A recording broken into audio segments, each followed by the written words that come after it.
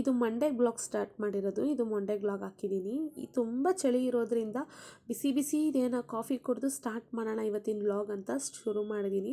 ಹಾಗಾಗಿ ಬ್ರೂ ಕಾಫಿ ಮಾಡ್ಕೊಳ್ತಾ ಇದ್ದೀನಿ. ಈ ಚಳಿಗೆ ಯಾರ್ಯಾರಿಗೆ ಬ್ರೂ ಕಾಫಿ ಇಷ್ಟ ಆಗುತ್ತೆ ಪ್ಲೀಸ್ ಕಮೆಂಟ್ ಮಾಡಿ ಹೇಳಿ. ನನಗಂತೂ ತುಂಬಾ ಇಷ್ಟ ಬ್ರೂ ಕಾಫಿ ಅಂದರೆ. ಈ ಚಳಿಗಾಲ ಮಳೆಗಾಲದಲ್ಲಿ ಕಾಫಿ ಕುಡಿದ್ರೆ ಏನೋ ಒಂಥರ ಸಮಾಧಾನ.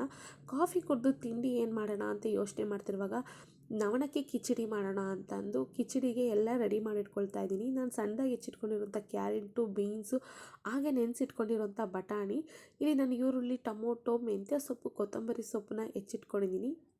ನವಣಕ್ಕಿನ ಕ್ಲೀನ್ ಮಾಡಿಕೊಂಡು ಒಂದು 2-3 ಗ್ಲಾಸ್ ನೀರು ಹಾಕಿ 2 ಸತಿ ತೊಳೆದು ನೆನೆ ಇಟ್ಕೊಳ್ತಾ ಇದ್ದೀನಿ. ಇದು ಸ್ವಲ್ಪ ನೆನೆ ಇಟ್ಟರೆ ಸ್ವಲ್ಪ ಜಲ್ದಿ ಇದಾಗುತ್ತೆ, ಸಾಫ್ಟ್ ಆಗುತ್ತೆ, ಚೆನ್ನಾಗಿ ಬರುತ್ತೆ ಅನ್ನೋದಕ್ಕೋಸ್ಕರ. ಇಲ್ಲಿ ಕುಕ್ಕರಿಗೆ ಎಲ್ಲ ಥರ ಸ್ಪೈಸಸ್ಸು, ಚಕ್ಕೆ, ಲವಂಗ, ಏಲಕ್ಕಿ ಹಾಗೂ ಪಲಾವ್ ಎಲೆ ಹಾಕ್ಕೊಂಡಿದ್ದೀನಿ. ಇದಕ್ಕೆ ಸಣ್ಣದಾಗಿ ಹೆಚ್ಚಿಟ್ಕೊಂಡಿರೋಂಥ ಈರುಳ್ಳಿ ಹಾಗೂ 1 ಟೀ ಸ್ಪೂನಷ್ಟು ಶುಂಠಿ ಬೆಳ್ಳುಳ್ಳಿ ಪೇಸ್ಟ್, ಹಾಗೆ ಸಾಲ್ಟು ಮತ್ತು ಅರಿಶಿನ ಹಾಕ್ಕೊಂಡು ಈರುಳ್ಳಿನ ನೀಟಾಗಿ ರೋಸ್ಟ್ ಮಾಡ್ಕೊಳ್ತಾ ಇದ್ದೀನಿ.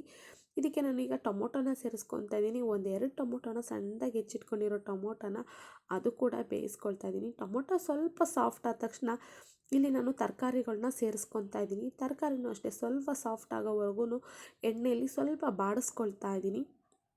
ಇದಕ್ಕೆ ನಾನು ತೆಂಗಿನಕಾಯಿ ರುಬ್ಬಿರೋದು ಹಾಕ್ಕೊಳ್ತಾ ಇದ್ದೀನಿ. ಮಸಾಲೆನ 1 ಸ್ಪೂನ್ ತೆಂಗಿನಕಾಯಿ, 1-2 ಸ್ಪೂನಷ್ಟು ತೆಂಗಿನಕಾಯಿ ತುರಿ ಹಾಕ್ಕೊಂಡು ಸ್ವಲ್ಪ ಅಚ್ಕಾರದ ಪುಡಿ, ಗರಂ ಮಸಾಲ ಹಾಕ್ಕೊಂಡು ರುಬ್ಕೊಂಡಿದ್ದೀನಿ. ಇದಕ್ಕೆ ನಾನು ಮೆಂತ್ಯ ಸೊಪ್ಪು, ಕೊತ್ತಂಬರಿ ಸೊಪ್ಪು, ಸ್ವಲ್ಪ ಪುದೀನ ಸೇರಿಸ್ಕೊಂಡು ಇದು ಕೂಡ ಎಣ್ಣೆಲಿ ನೀಟಾಗಿ ಬಾಡಿಸ್ಕೊತಾ ಇದ್ದೀನಿ. ನೋಡಿ, ನವಣಕ್ಕಿನ ನೆನೆ ಇಟ್ಟಿದ್ದರಿಂದ ಜಲ್ದಿ ಆಗುತ್ತೆ ಅನ್ನೋಕ್ಕೋಸ್ಕರ ನೆನೆ ಇಟ್ಟಿದ್ದೆ. ಇದನ್ನು ಹಾಕ್ಕೊಂಡು ಇದಕ್ಕೆ ಸ್ವಲ್ಪ ಎಣ್ಣೆಯಲ್ಲಿ ಬಾಡಿಸ್ಕೊಳ್ತಾ ಇದ್ದೀನಿ. ಇದಕ್ಕೆ ನಾನು 1 ಗ್ಲಾಸ್ ನವಣಕ್ಕಿಗೆ 3.5 ಗ್ಲಾಸಷ್ಟು ನೀರು ಹಾಕ್ಕೊಳ್ತಾ ಇದ್ದೀನಿ. ನೀರು ಜಾಸ್ತಿ ಇದ್ದಷ್ಟು ಇದು ಸ್ವಲ್ಪ ಅರಳುತ್ತೆ, ತುಂಬಾ ಚೆನ್ನಾಗುತ್ತೆ, ಸಾಫ್ಟಾಗಿರುತ್ತೆ ಅನ್ನೋದಕ್ಕೋಸ್ಕರ 3 ಗ್ಲಾಸ್ ಹಾಕ್ಕೊಂಡು ಉಪ್ಪು ಎಲ್ಲ ಕರೆಕ್ಟ್ ಇದೆಯಾ ಅಂತ ನೋಡ್ಕೊಂಡು ನಾನು ಕುಕ್ಕರ್ನ ಪ್ರೆಷರ್ ಮುಚ್ತಾ ಇದ್ದೀನಿ. ಇದೊಂದು 2-3 ವಿಷಲ್ ಅಷ್ಟೊತ್ತಿಗೆ ನಿಜವಾಗ್ಲೂ ಕಿಚಡಿ ಕೂಡ ತುಂಬಾ ಚೆನ್ನಾಗಿ ಆಗಿತ್ತು. ಟೇಸ್ಟ್ ತುಂಬಾ ಚೆನ್ನಾಗಿತ್ತು. ಬಿಸಿ ಬಿಸಿ ಇರುವಾಗ ತಿಂತಿದ್ರೆ ವಾವ್ ಸೂಪರಾಗಿತ್ತು.